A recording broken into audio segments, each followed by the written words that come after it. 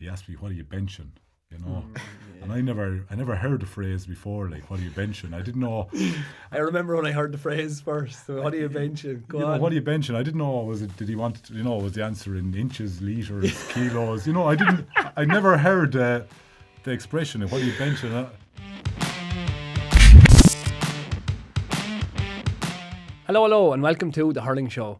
I'm delighted to be joined in studio by former Dublin hurler Dotsy O'Callaghan, and James Ryall is back in with us again. The Kilkenny great to have you, James. When I started the possibility of doing this podcast, you were two of the fellas who who came to me very early, who I wanted to chat to the game about. Now, James, I'm getting to the point where I'm nearly fed up of chatting to you about the game, but Dotsy, you're coming in for the first time, and it's just it's great to have you in. Cheers, Cody. Did you? How often did you play mark each other, or did you? I'd say we played against each other a good few times. All right. I don't know if we marked each other. I'd say we maybe. Marked one another. No. Yeah, thankfully, because James, he'd be the type of fella now I wouldn't have liked marking. The tall, the long reach. And back when lads were probably using the longer hurls compared to what they're using now, so that was an extra kind of, and it was probably all just trying to get out in front. So, but it was kind of, I suppose we definitely came across each other, but not maybe on a one-on-one basis. What do you remember of Dotsy playing? James? It's the opposite for me. I'm looking for a big, tall, rangy kind of a guy, not a small, knacky hurler. So that's it. You were probably just never put on each other for that reason. Is like you probably just wouldn't have suited each other anyway. Like you'll be trying to avoid him because you've got that the height advantage. Cody would have been trying to avoid me on Dotsy. Maybe that would have been more. It might have been a possibility as well. Yeah. But it was the type of player. Now I would have found marking maybe cornerbacks if they were tall and kind of. I would have felt maybe.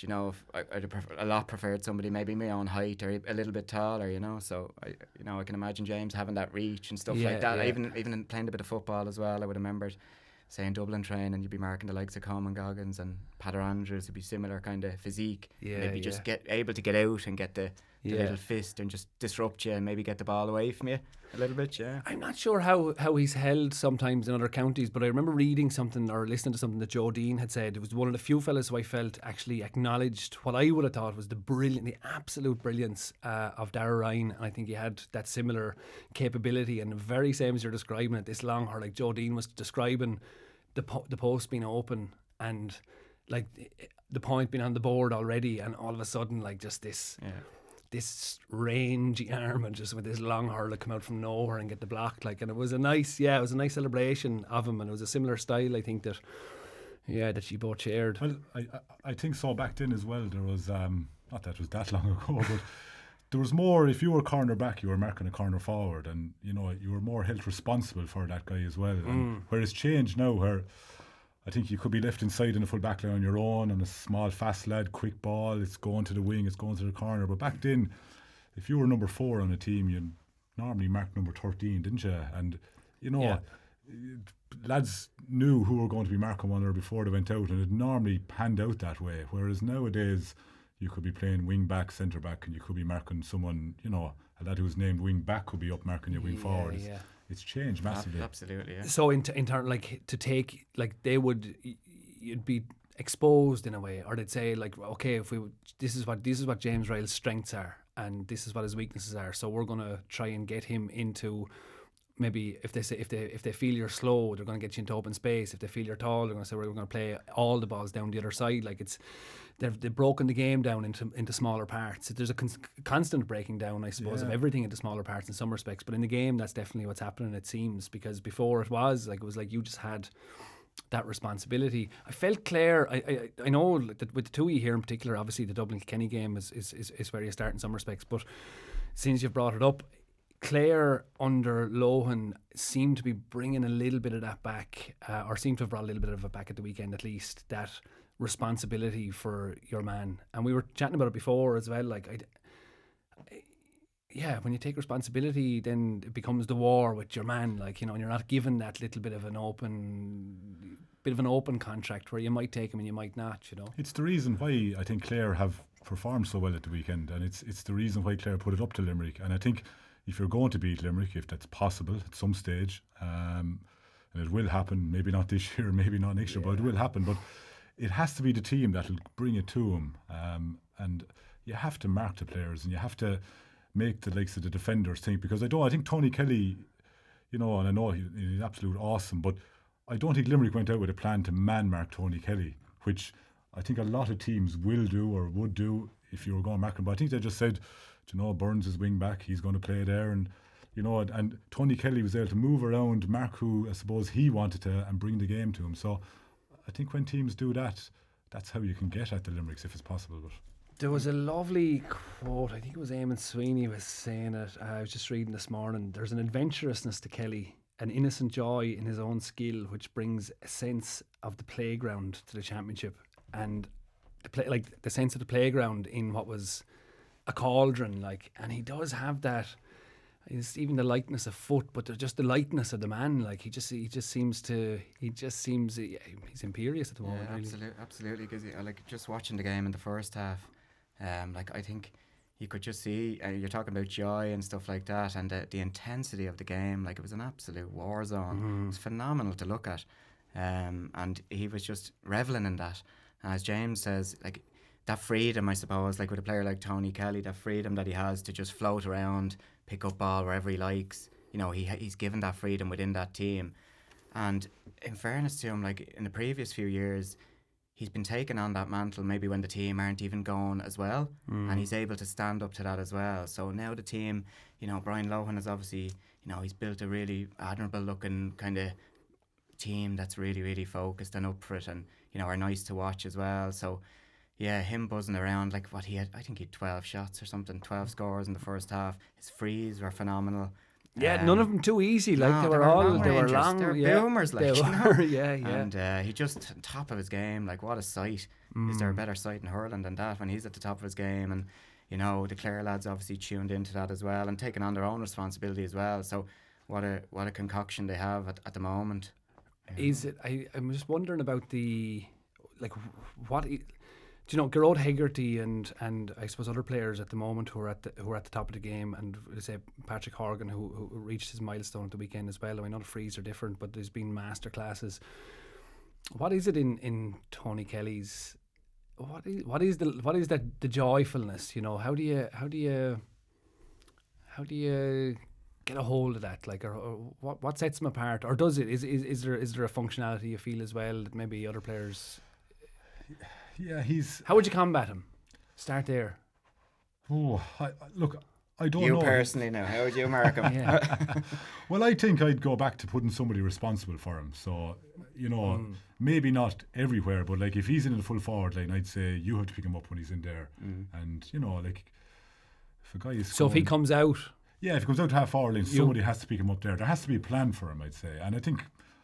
It's easy said now, it's hardly the Limerick boys didn't think of that, but I think every team, probably outside of Limerick if you're going to play in Clare in the morning, but then when Duggan is there and O'Donnell is there and they have so many other aspects to their game. I think that's a Limerick thing though, isn't it? Where they're just saying, here, we're not worrying about another team here. We don't have to.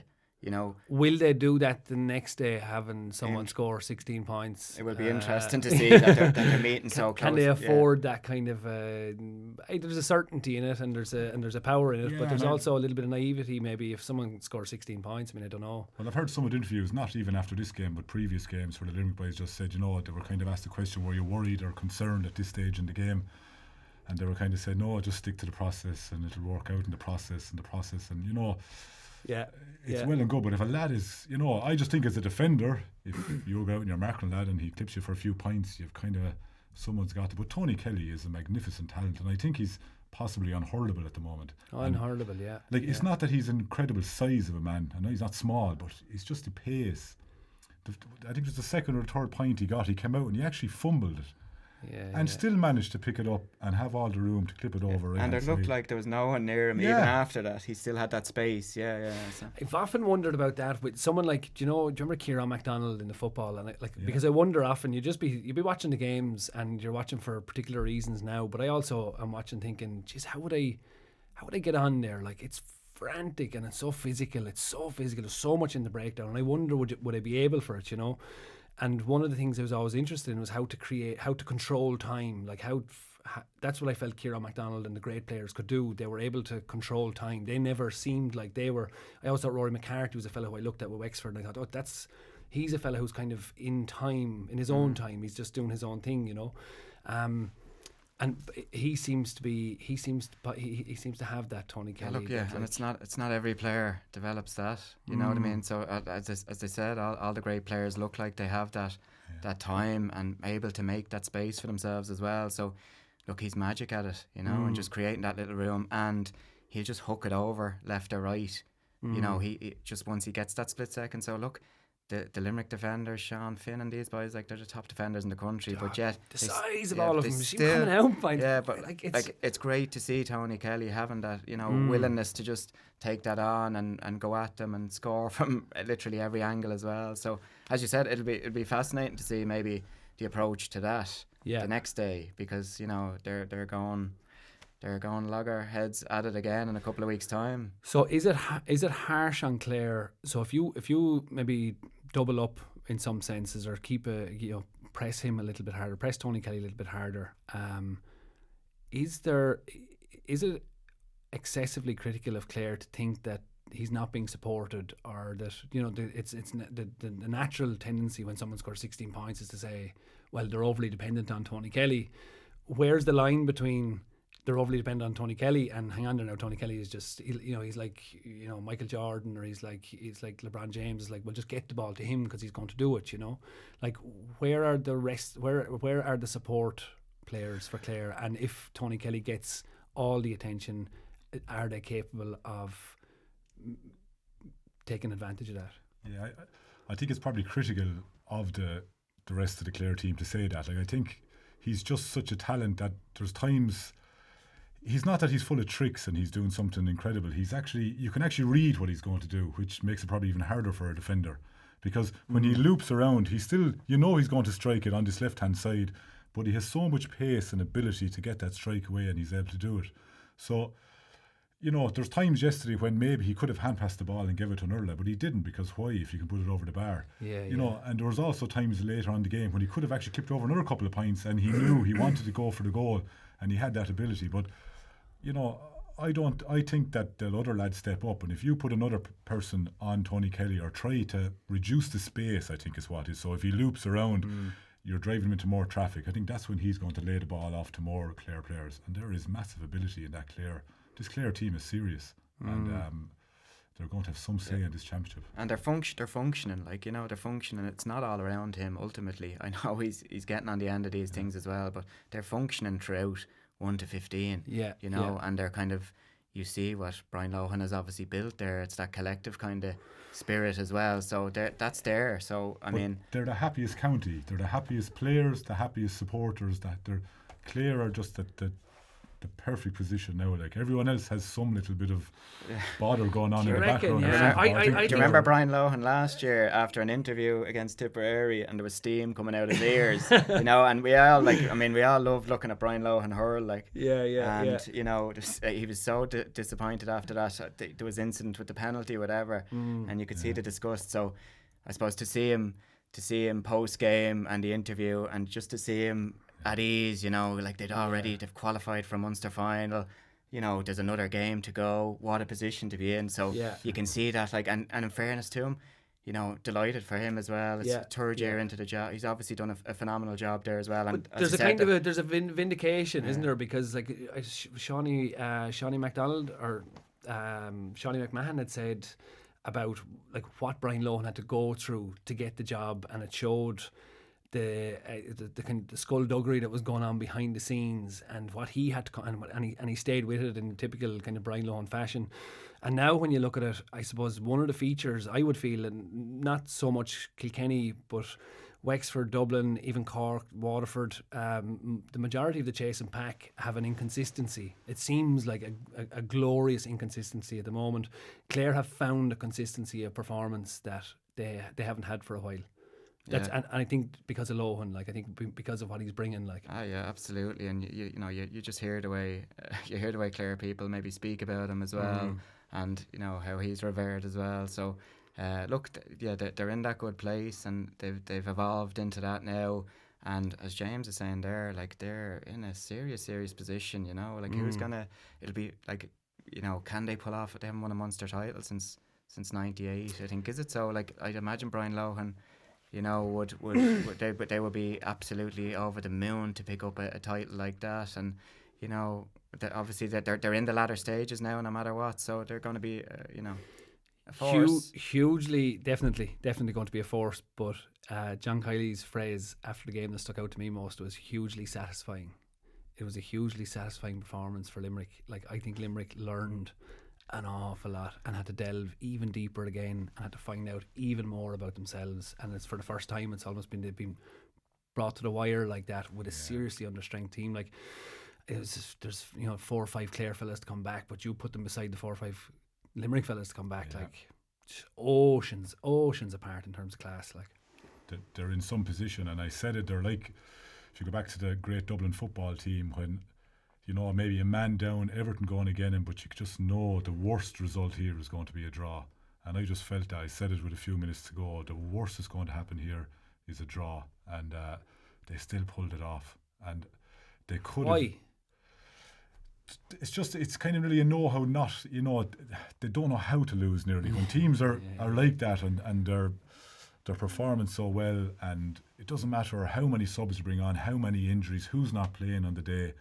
And then there's also the little bit of know-how just to get there in the end. And it's that know-how, that experience. And when they come up the field and near the real end of the game, and it was a kind of a 1-2 and they were coming in their droves, and they went into Mulcahy in the corner, and I think he touched it back, and Conlon was there. But if he'd have gone on with it, you know, they looked the most likely to possibly win it by a point maybe yesterday. Yeah. But they're in a serious position now. I think that kind of not that I'd know, haven't won an All Ireland, but I think, as you say, the Dublin footballers were very similar to that, where there's just, you know, there's absolutely no real panic, or there's no, you know, they've won a couple of All Irelands, so they've done that, you know, they've nothing, they just that know-how, so it just comes across watching them. And as you said, you never feel in any of the couple of games I've seen of them this year, you know, if they're under pressure or whatever, you just sense inevitably they're going to come, even if it's slowly, you know. So they just have that experience built up. You know.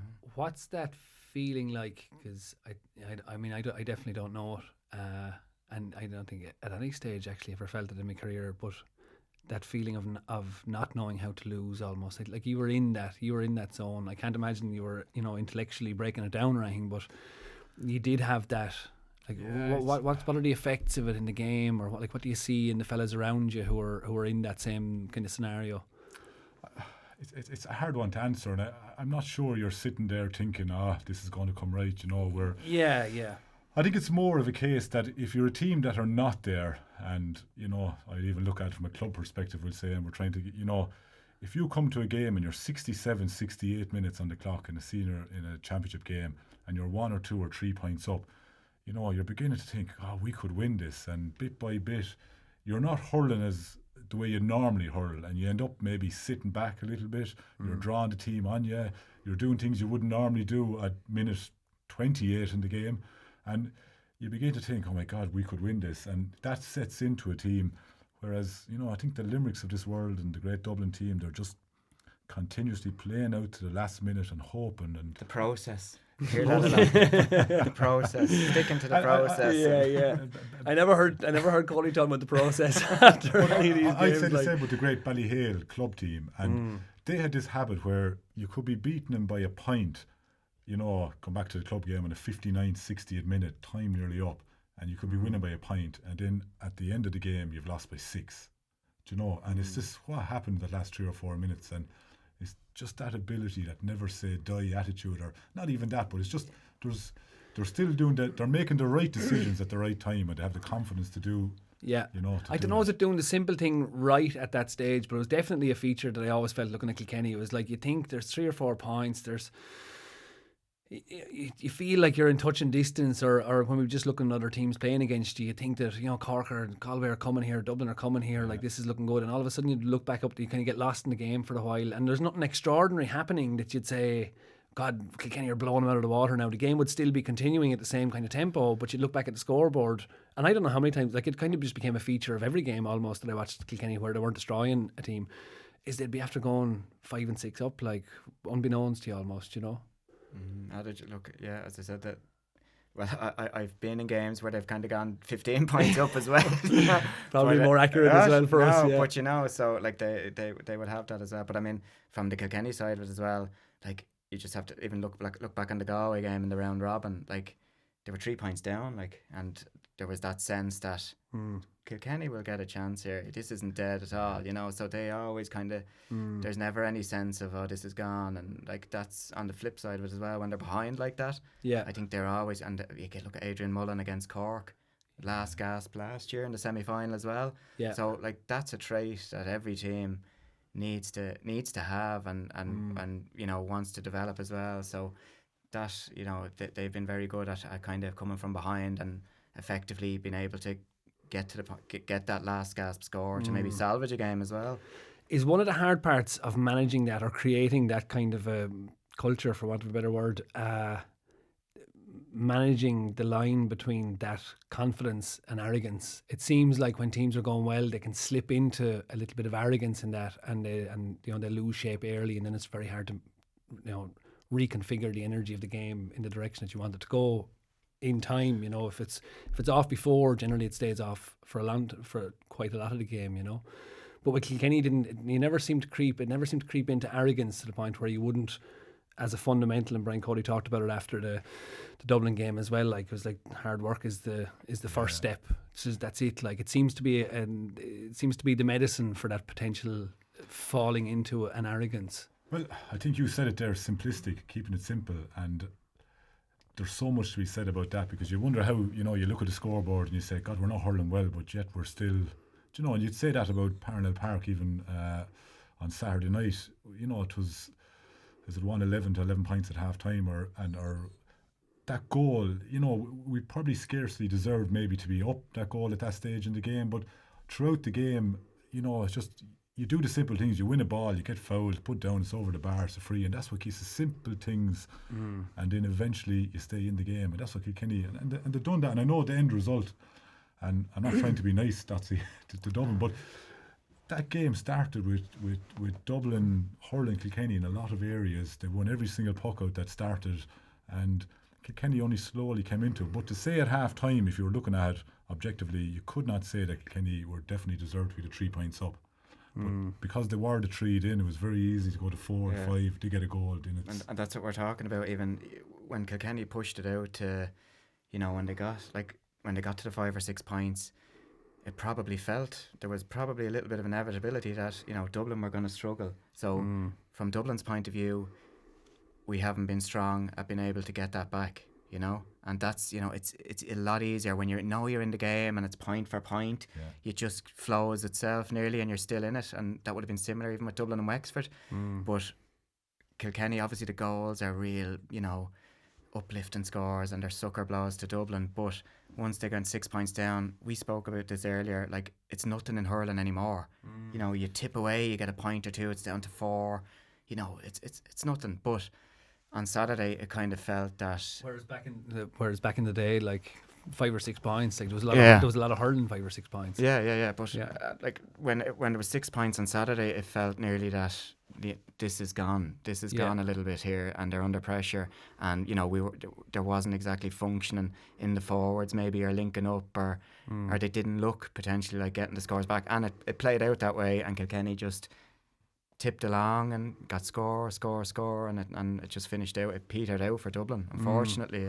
There's a couple of things I want to get back to in the Clare Limerick game, but I leave them because we're just sure we're going on to the Dublin Limerick, or we're going on to Dublin Kilkenny anyway.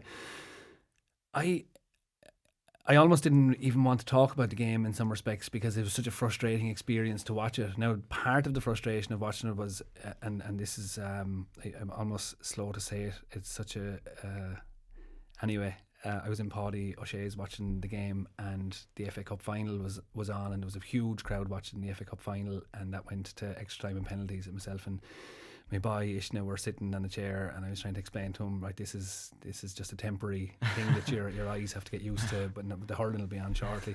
Not that he was that much interested in that either, to be honest.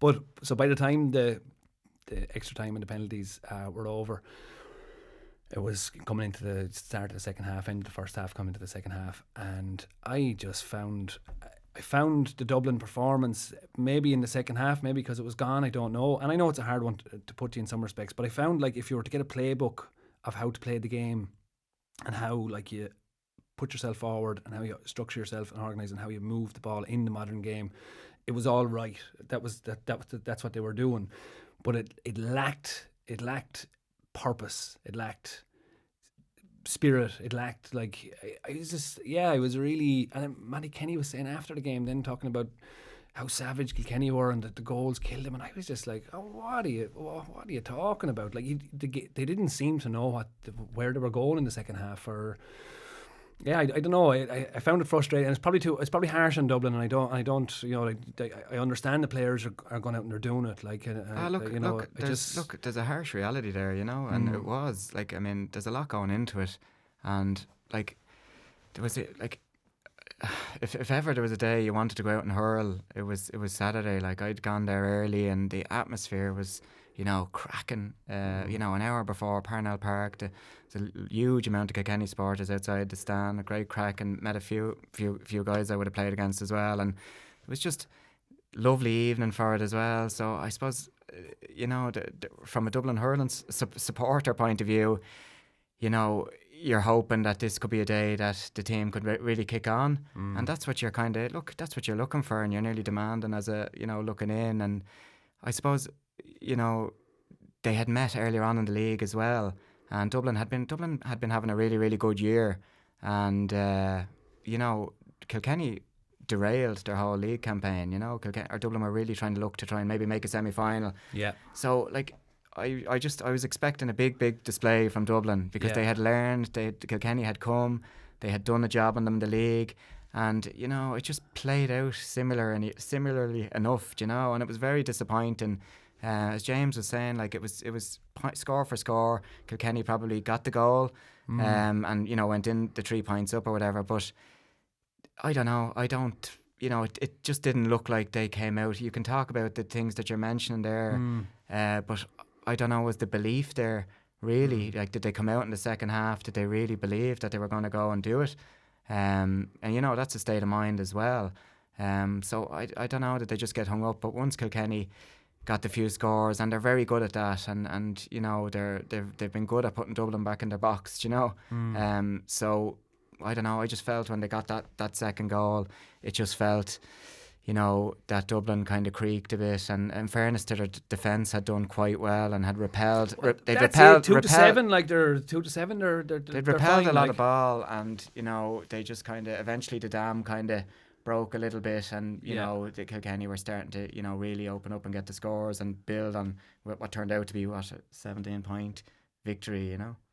4 points from the forwards, but it's also the amount of ball that was coming in, kind of uncontested almost ball that was going in, and that's the disappointing aspect of it as well. There was Kilkenny supporters there grumbling there behind me when Kilkenny were tipping around with it in the backs. Now, a lot of the times they worked it up and got scores, but they were still grumbling, you just get up the pitch. Can you imagine how I feel here?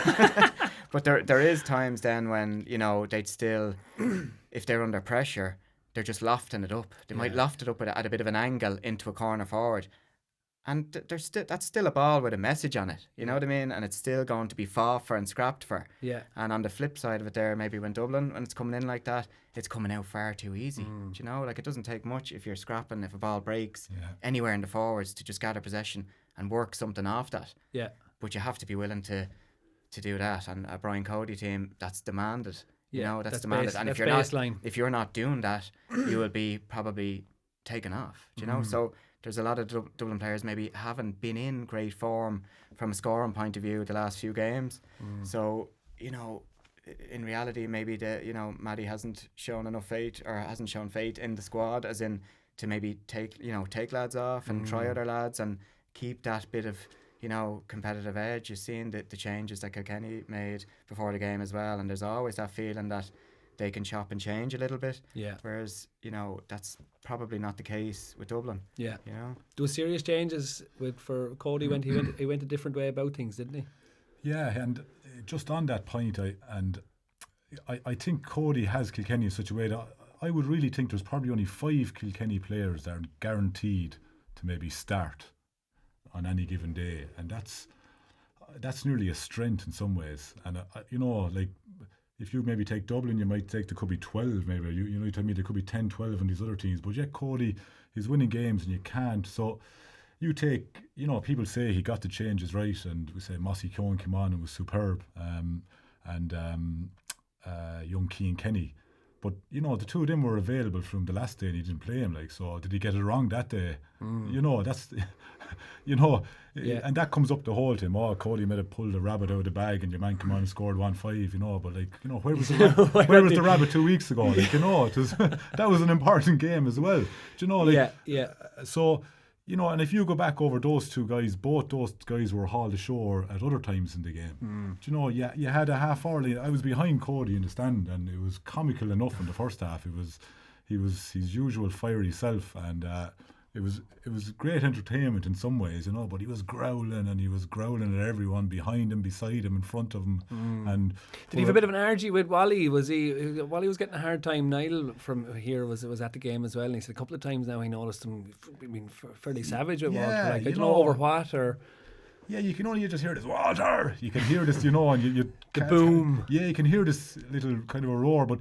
The first 3 points Dublin got were the first 5 puckouts. So I'd say the 3 points Kilkenny got plus maybe 2 wides. The first 5 puckouts Dublin took were all straight to Dublin hand, and Dublin got scores from it. And Kilkenny weren't really performing, and they closed up the space. They made Dublin go long. They got into a tussle, brought the ball to the ground, and won it.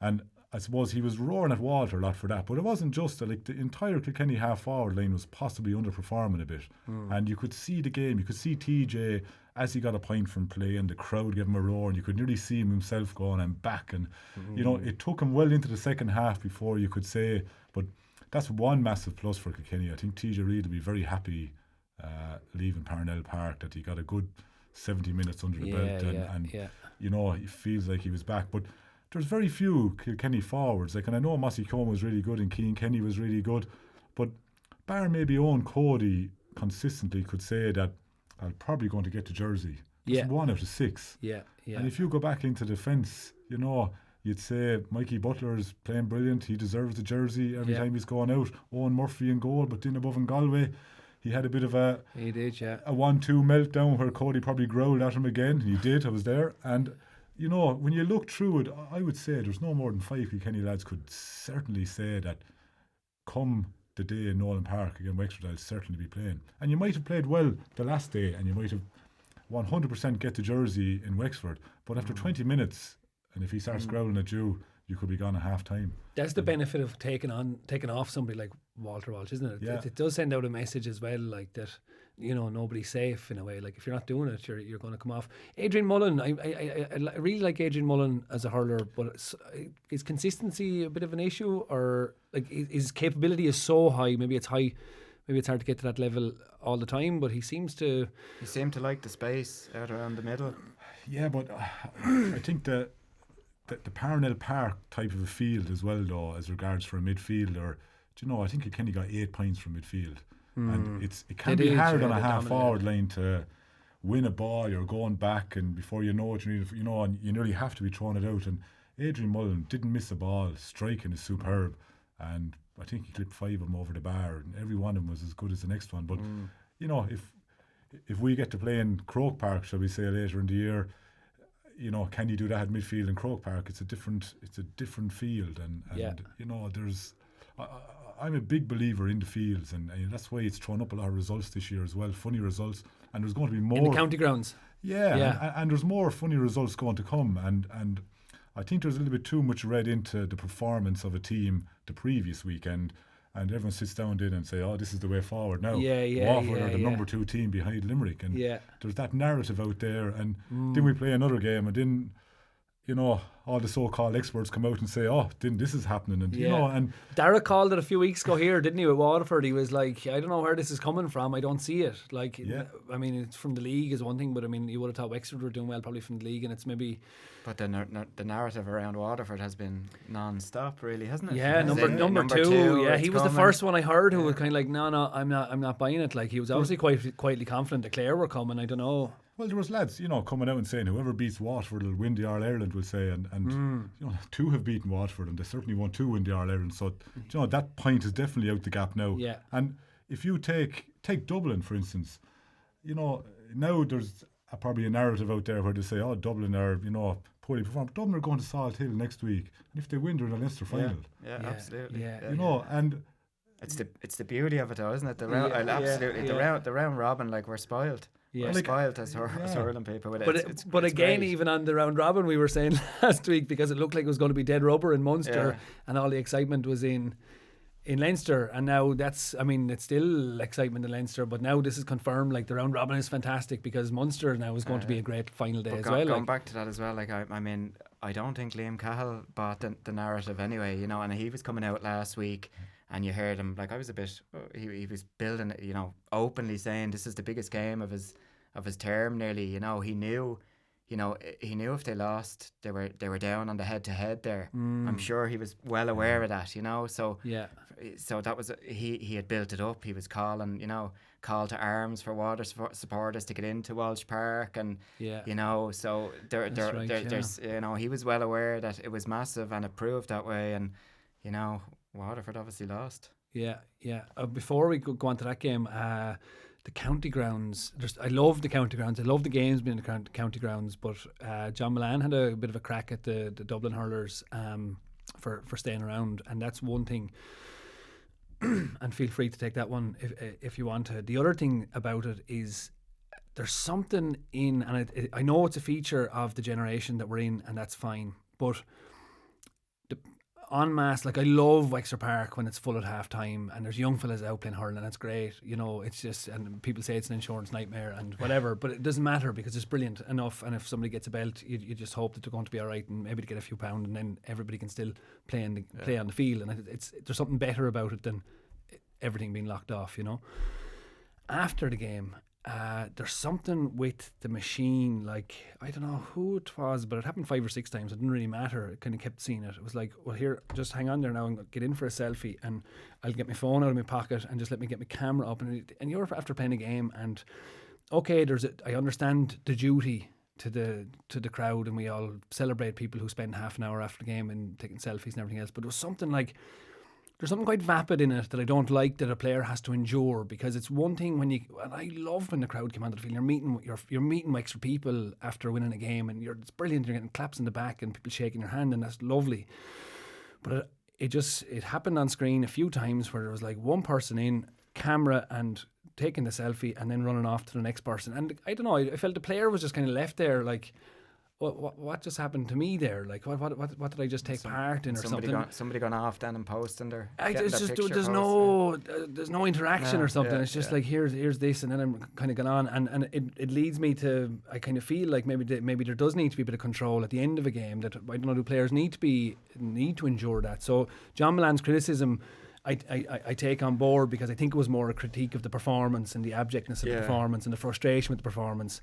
But there is something in that I know maybe it's, I don't know, is it old fashioned or something? But I think it's unique. Like, it's unique within the GAA when you're talking about, you know, 15,000 people at a game, and they're able to get down onto a field and mingle with the players who they've watched. Like, it's special. It is a special thing. And I love that part of it. Yeah. So in regards to the John Milan thing, I don't really like. To me, you know, there's no issue there. I know he was quite vocal about, you know, Dublin players should be hanging their head in shame or whatever. Yeah. There's an element of that I would agree with, you know, as in they've been beaten by 17 points in a championship game in their home ground. You know, so the whole thing about staying on the pitch, you know, as you said, they're you know, should people be more kind of in sync with how they're feeling, the players? Possibly, yeah. But I just think I would certainly hope that the players do feel a sense of embarrassment and do, have a deep, sense of, Jesus, what were we doing there? Because at the end of the day, there's a lot going into it. There was a monstrous support there for them. What a chance to make a huge step forward in the championship as well. So I've been there, and it's the following morning you wake up and you're kind of questioning, Jesus, what are we doing here? We're putting so much into it. This player's given up a huge amount of time and commitments to it. Yeah. But there has to be, accountability. Yeah. And you would certainly be hoping that they do feel a sense of, Jesus Christ, these kids are coming on looking for autographs. I'm embarrassed giving them to them.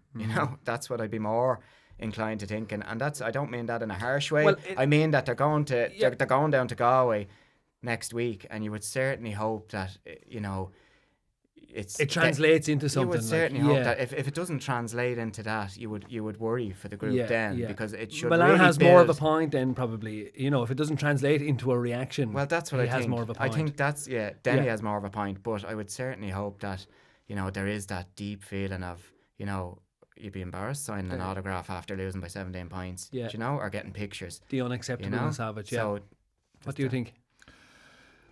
Yeah, I agree you might be embarrassed, but I feel you have to do it as well in that scenario. It's I've been on I sound like a lad out looking for the autographs, but I was on Parnell Park twice. I was on it after the game the other night too, but my three little boys just jumped over the seats, and I was just trying to not lose them with the crowd that's there. And in the league performance, my boys went over to Walter Walsh and they got an autograph, and and I was trying to stand back. I didn't want to. They were trying to go over. Do you not want to get in, no?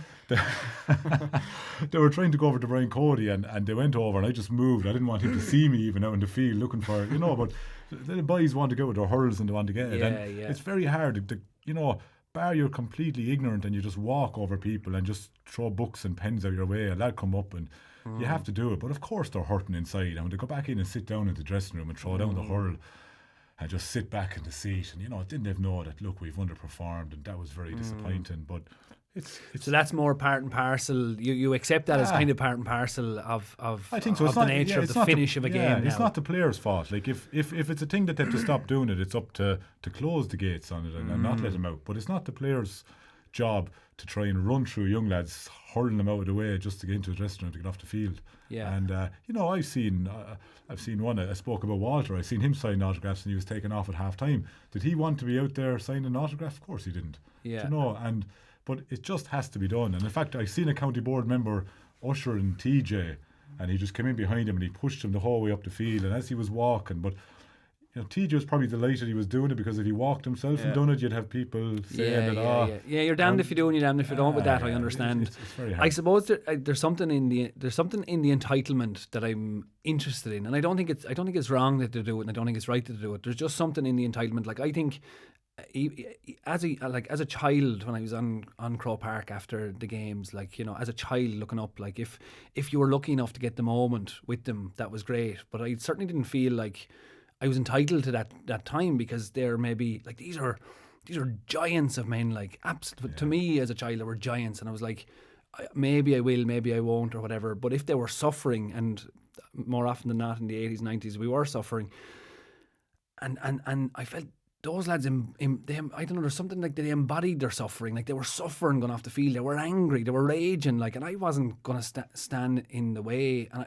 not that I was doing it right and the youngsters now were doing it wrong. Like, but there is, I feel like there's an aspect of, and it's just been a little bit unchallenged, that this is something that players, without being really asked, like having to do an interview in front of 80,000 people after the Ireland final, and I don't think anybody's been asked about this.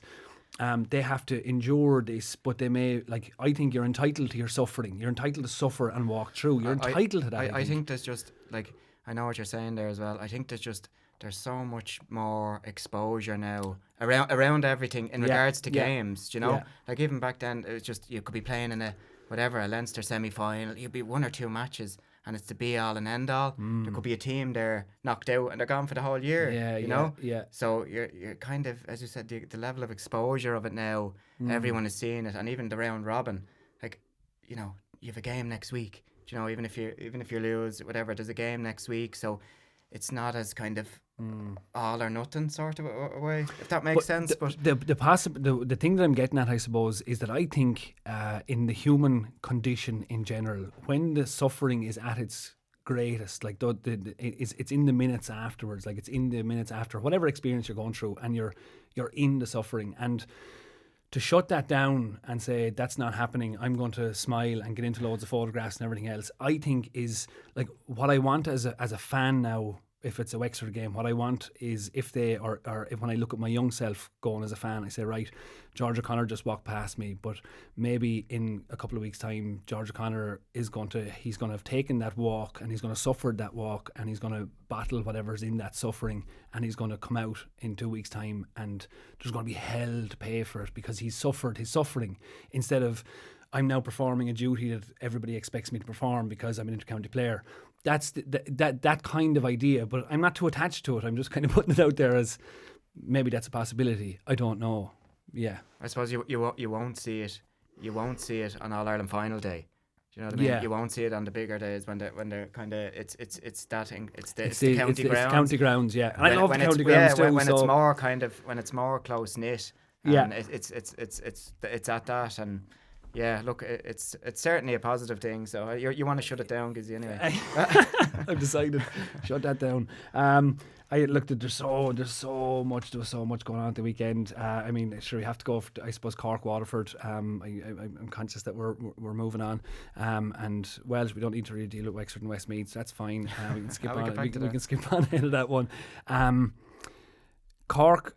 There's something of I think there's a reference to Diarmuid O'Sullivan kind of putting the chest out when the hacks came in to say like, oh, the rebels are back, you're writing us off, like, you know, and they weren't, it wasn't critical, and you know, it was just like a kind of a bit of a, you know, that Cork pride was kind of back.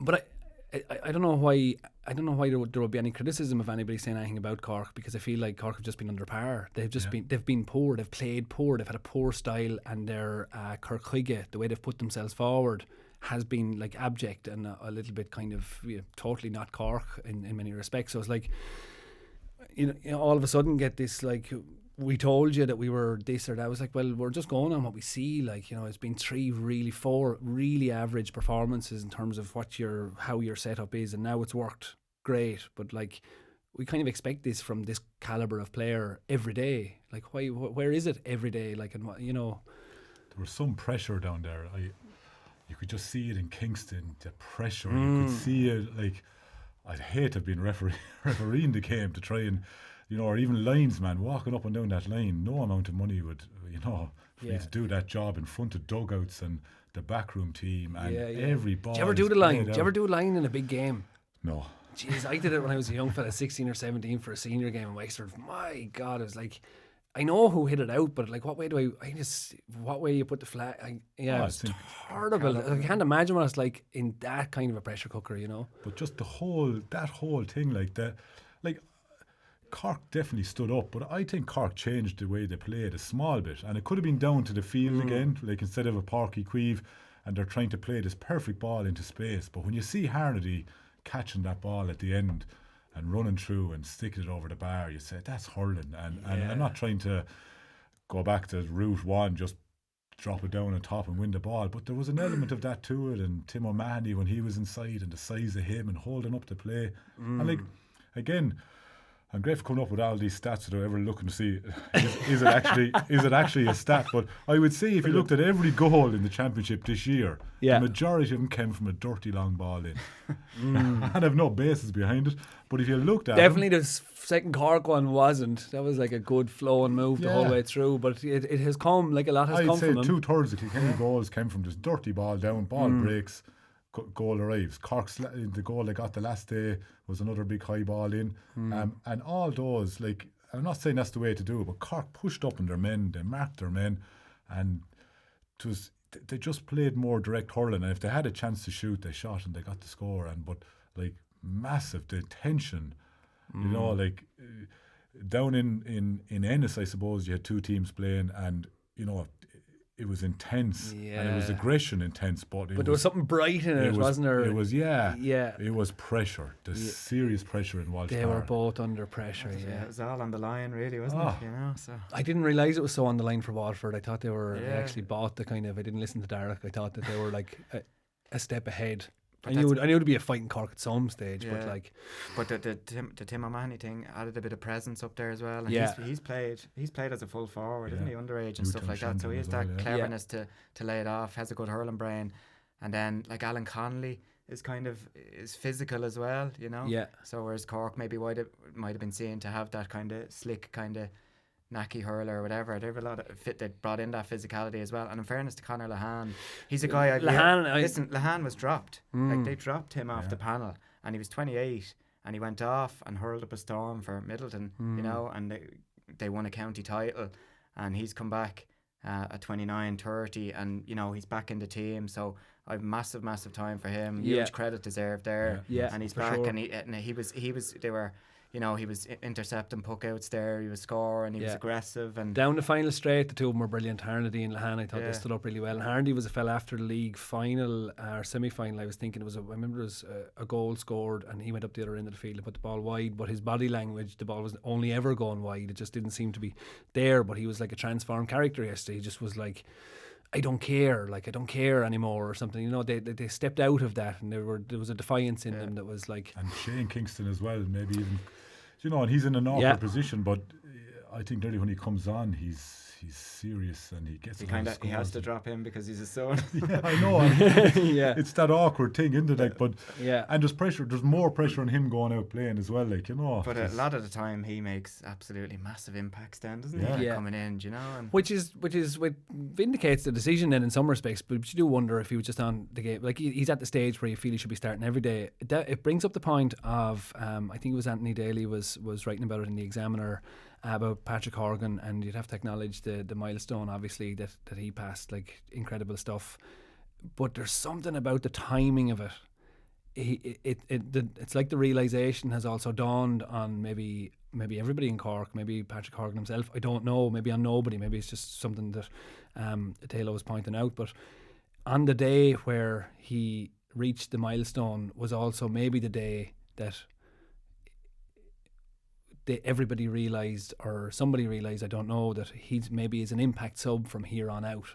That is actually they obviously needed legs, and things improved when he left. Not because he's not, you know, one of the great hurlers, but just because the legs, you know, you needed the fresh legs, and it made a huge difference when Timmy Mahoney came on. So I was wondering about that, like how do you end? How do you think you'll end? Like, imagine when you're a young fella saying, like, I'm going to become the top scorer that ever played the game, and on that day that's going to be the beginning of the end, you know, in some respects. Now he might play for 3 or 4 more years, I don't know what he'll do, but I suppose that's the dynamic.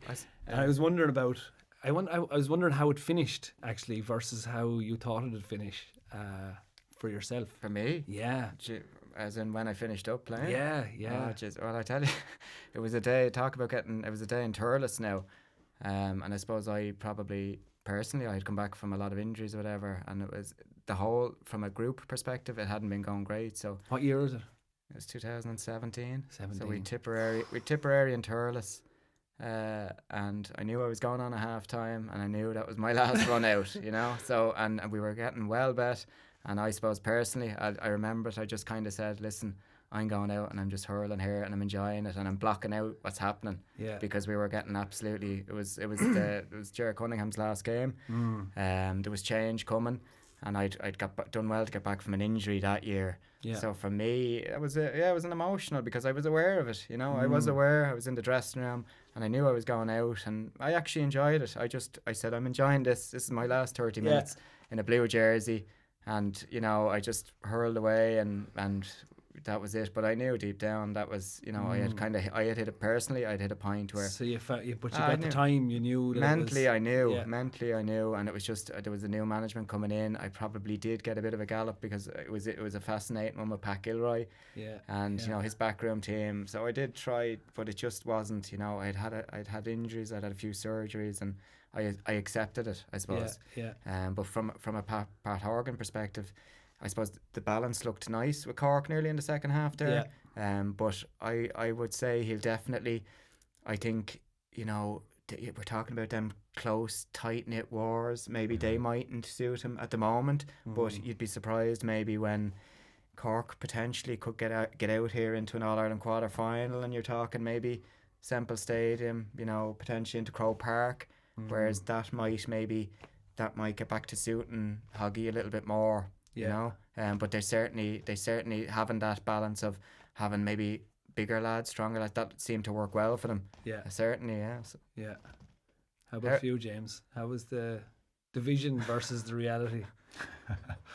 Well, and I said it here before, coming near the end I wasn't really playing, so I just walked into the sunset, shall we say. But really the decision for me was, we were beaten in 2010 and Cody called a meeting with all the players individually in maybe early November or mid-November, and they were going straight back in training, and I just said, 6 weeks before Christmas training for next year.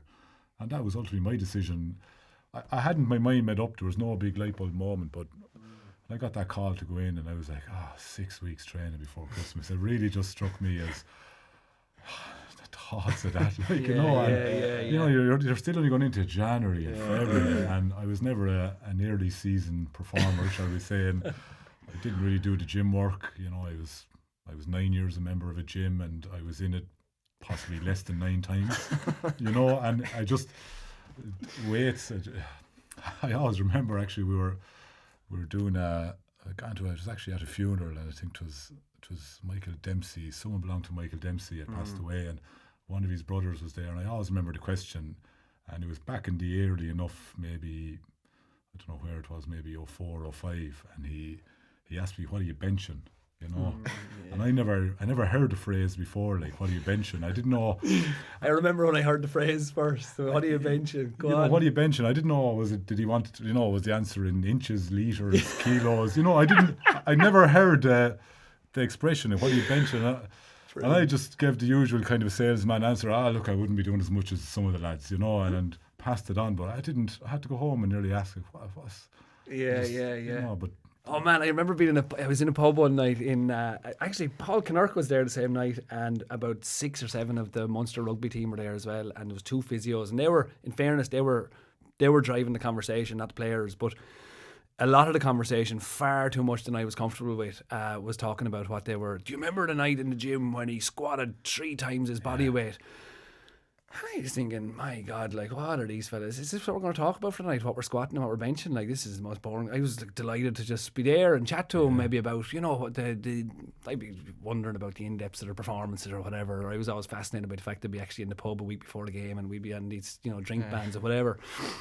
So I thought there was any amount of interesting things to talk. The last thing I wanted to be talking about was what I was squatting, like, and there was a good reason for that too, because one of them said, I think Stephen Lucy was with me as well, that's how I ended up in there, and one of them said to Stephen, well, if you're not squatting twice your body weight, you're not even an athlete, like, you know. And I was like, shit, well, that's me out, like, I can't class myself obviously as an athlete, because I could barely squat my own body weight, like, these lads were talking about squatting 250 or I don't know what it was, but it was bananas. But part of me was also saying that kind of felt he was right to the part of me that felt it was okay to say it was like, who gave you permission to define what an athlete is? Like, why is this the measurement of what an athlete is? You know, I thought it was a kind of a I remember the conversation stuck out, like, but I mean, I know the game's gone that way, and that's Have fine. you ever done a squat? What can you squat? I'd say maybe 120 was probably the max. 120, I don't know. I don't even know if that's right, I don't even know if that's much. 110, maybe 1, I'm not sure. But like, yeah, it was I suppose I showed limitations. I started to enjoy it a little bit more. Like, I would have been on the football squad early in my career, and that was coming in a big way, and I probably didn't really buy in, or it just, you know, wasn't kind of at that stage of. But I suppose at the end of my career, when I was kind of realising, I suppose you had to do it to keep up.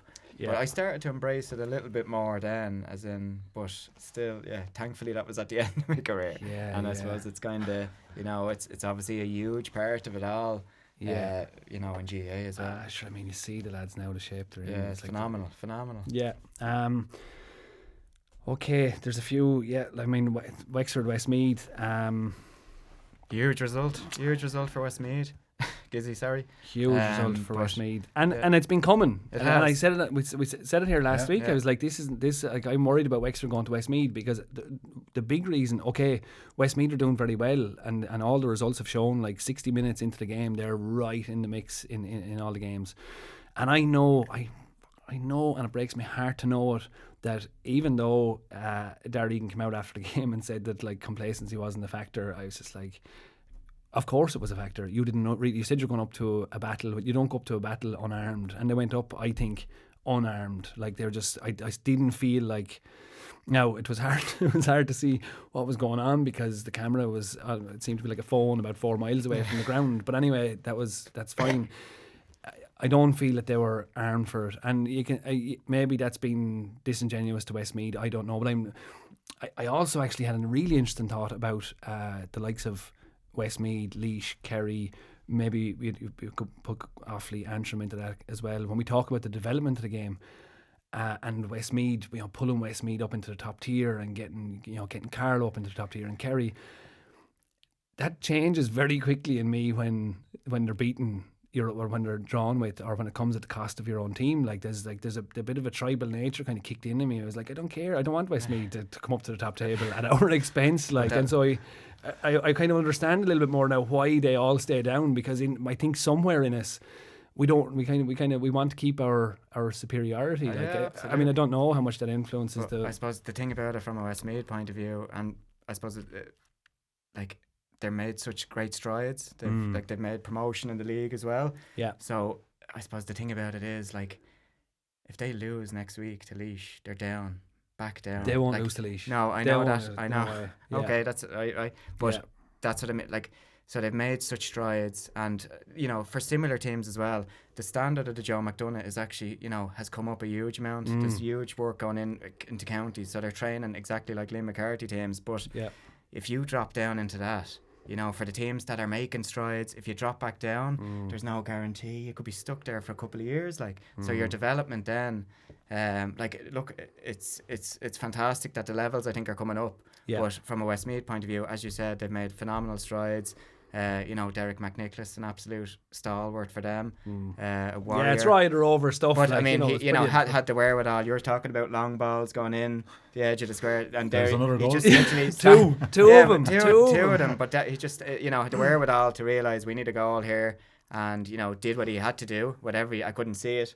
You couldn't see it on the camera, but did what he had to do to get the ball in and score the goal. Do you know what I mean? So phenomenal achievement for Westmeath. So crucial that they, from their point of view, they're probably the team that have, really performed in games compared to Laois.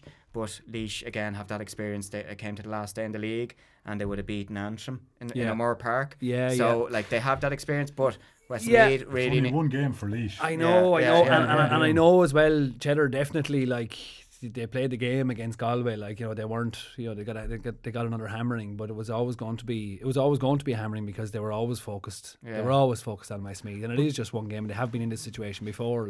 But if Kerry had won against Offaly, which they nearly did, classic, 228, I think, and lost. But they quite possibly could have got into. If they win a Joe McDonagh, Kerry, they go in and play the bottom team in Munster. And Laois and Westmeath are safe in Leinster. So you could have a playoff with potentially a tip at the moment. But it's unlikely to happen there now. But everyone's talking of Laois and Westmeath. That was nearly a bigger result to knock, either Westmeath or Laois's hopes of getting in there. So I think Laois, one game, one performance, and we talk about the highs and lows of different weeks, and this is what it brings.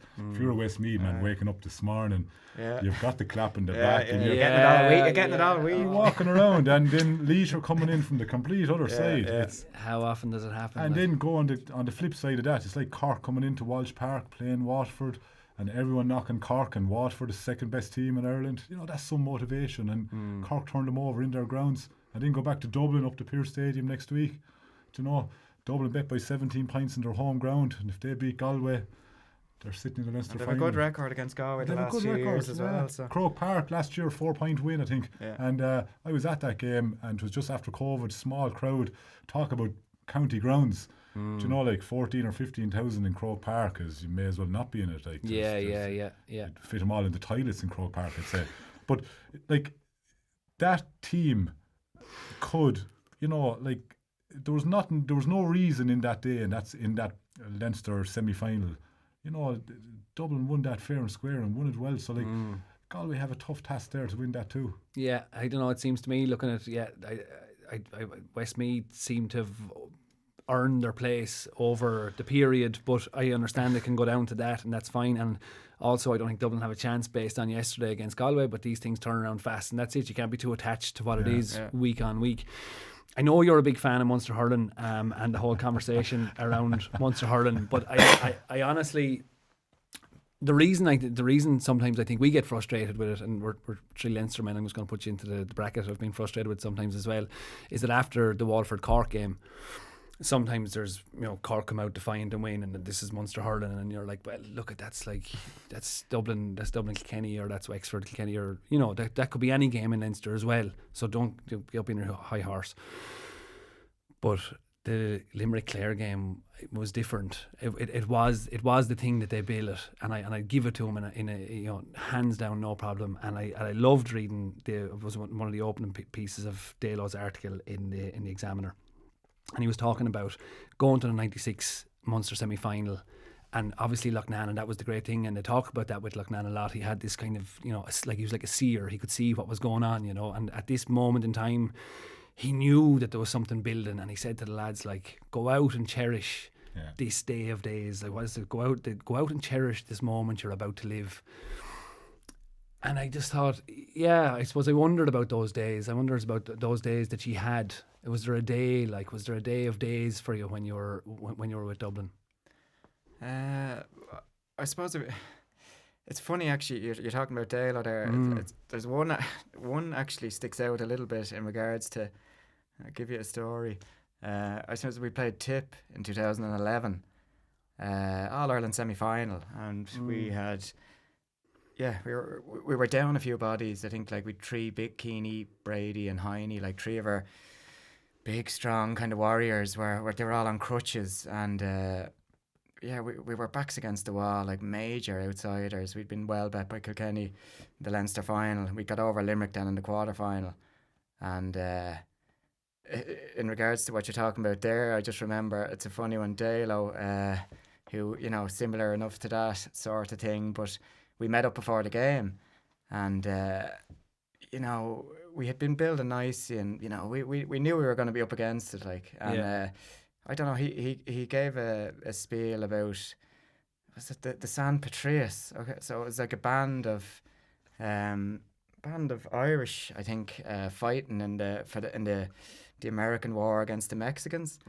So you can look this up after, but I think they swapped over anyway and said, here, why are we fighting against the Mexicans here? We want to kind of join up with more this. common with them. Right, so he started going on about this, and sure, half the lads are like, what is he talking about here? But I kind of enjoyed it anyway myself. But it was about them, you know, linking up and you know, joining up with the kind of the Mexicans and fighting back. And he said, I think he said something like, I don't know, it was like, right, I go on the bus there, listen in, and, you know, on the way to Croke Park then, the Chieftains come on with Liam Neeson. So I don't know if you've ever heard that. I think, what's it called? It's the March to kind of something anyway, but it's the Chieftains with Liam Neeson, and it's based on that. It's based on the San Patrice. But it was like this, listen to it after, but it's a powerful bit of music, and Liam Neeson is narrating through it.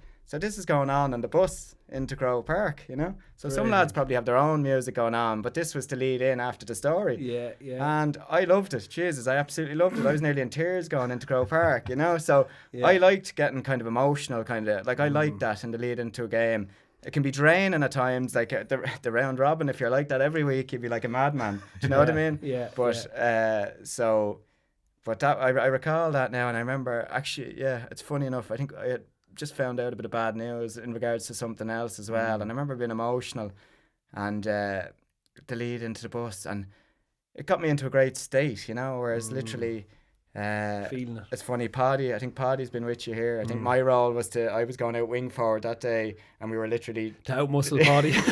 I think I hadn't been going great, and it was kind of great because it was just a free roll to get on ball, and we were kind of playing the ball the far side to keep it away from Paddy, like, you know, not a bad old player, like, so but yeah, it was funny. It was just funny in the lead up to that. Yeah, the San Patrice, and it was Liam Neeson narrating this thing going in on the bus, and it was it just hit a good spot. That was going into an All Ireland semi final. So I don't know why that just popped into my head there, but good enough.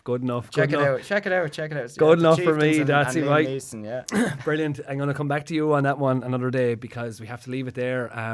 I could genuinely sit here for another few hours and chat to you, and I certainly sincerely mean that. But this is we're building towards next weekend, and it's going to it's all coming down to the wire, both Munster and Leinster. So we'll be here next Monday. So tune in with us on Sports Joe for a look at the hurling championship next week. Garmag agus slán.